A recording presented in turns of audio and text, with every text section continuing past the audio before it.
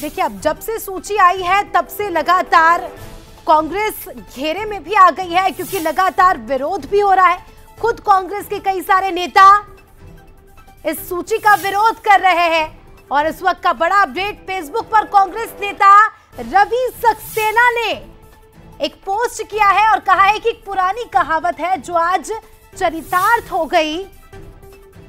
अंधा बांटे रेवड़ी, अपने अपनों को दे। देखिए, तंज कसा है अपनी ही पार्टी पर।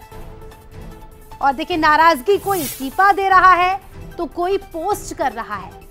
रवि सक्सेना का पोस्ट आप देख सकते हैं, फेसबुक पोस्ट है। ये कहा एक पुरानी कहावत है जो आज चरितार्थ हो गई है। अंधा बांटे रेवड़ी, अपने अपनों को दे। जिन्हें जनता ने पराजित किया उन्हें ही भाग्य विधाता बना दिया। तो देखिए, वीडी शर्मा का भी इस पूरे मुद्दे पर कमेंट आ गया है। उन्होंने भी कमेंट किया है, क्या कुछ कहा है सुनेंगे। बार बार ये कहता हूं कि कांग्रेस को जनता ने नकार दिया है, और केवल यहां नहीं, जब राहुल गांधी को जनता ने नकार दिया, वो घूम रहे थे पता नहीं कलंगी लेकर के, और जो हरियाणा ने जलेबी बनाई तो उसके बाद वो उलझते ही चले गए। यही हाल मध्य प्रदेश का है। उनके हालात ऐसे हैं कि कांग्रेस मध्य प्रदेश के अंदर आज नहीं, 2003 के बाद जो मध्य प्रदेश बीमारू राज्य और बंटा ढार था दिग्विजय सिंह के नेतृत्व में, फिर कमलनाथ जी गलती से आए 15 महीने, उन्होंने मध्य प्रदेश को भ्रष्टाचार में आकंठ डुबो दिया था, दलाली का अड्डा बना दिया। तो जनता ने इन्हें नकार दिया है, चाहे कारखानी बनाए चाहे कुछ बनाए।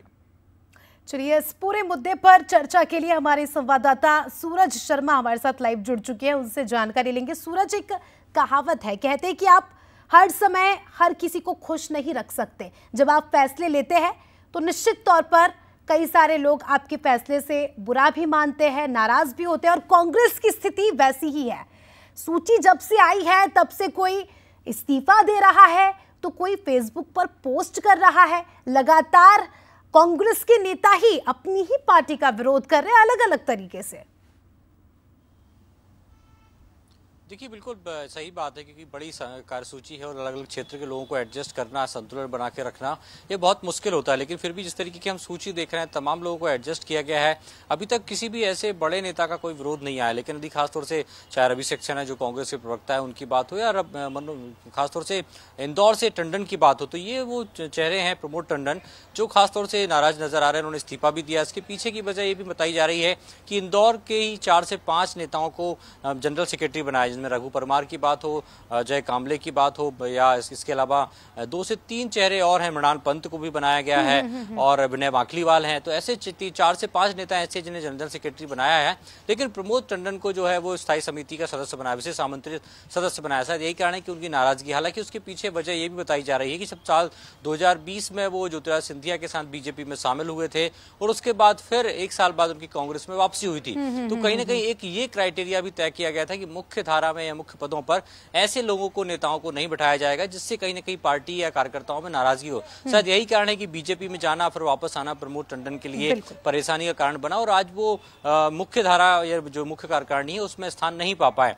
तो ये रवि सक्सेना ने भी खासतौर से ट्वीट करते हुए, पोस्ट करते हुए लिखा है सोशल मीडिया पर कि कैसे, और कहीं ना कहीं तंज भी कसा है प्रदेश अध्यक्ष पर कि एक हारा हुआ व्यक्ति ही भाग्य विधाता पार्टी का बना है। लेकिन अभी तक छोटी मोटी नाराजगी के अलावा कोई ऐसा बड़ा चेहरा सामने निकलकर नहीं आया है जिसने कार्यकारिणी को लेकर सवाल उठाए हों। क्योंकि लंबी एक्सरसाइज के बाद, चाहे मालवा की बात हो, विंध्य की बात हो, महाकौशल की बात हो, बुंदेलखंड की बात हो, तो तमाम अलग अलग क्षेत्रों को ध्यान रखते हुए कास्ट जो पैरामीटर है उसका ध्यान रखा गया है, क्षेत्रीय पैरामीटर का ध्यान रखा है, युवाओं को मौका मिला है तो वरिष्ठों को भी मौका मिला है। तो बहुत संतुलित सूची बनाने की कोशिश की है। कुछ लोगों की नाराजगी सामने आ रही है, लेकिन देखना होगा कि आने वाले समय में किस तरीके से सबको लेकर जीतू पटवारी अपनी टीम के साथ आगे बढ़ेंगे। सबको लेकर चलना ही होगा, क्योंकि आने वाले समय में उपचुनाव भी है। तो ऐसे में किसी भी तरह का रिस्क लेना, छोटा सा भी रिस्क लेना पार्टी के लिए भारी पड़ सकता है। तो अब ये देखने वाली बात होगी कि पटवारी कैसे इन नाराजों को मनाते हैं और कैसे बैलेंस करते, क्योंकि कांग्रेस अपने आप को एक परिवार कहती है। तो परिवार में अब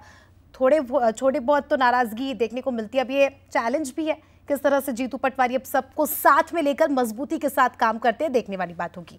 बहुत बहुत शुक्रिया आपका जुड़ने के लिए और जानकारी के लिए।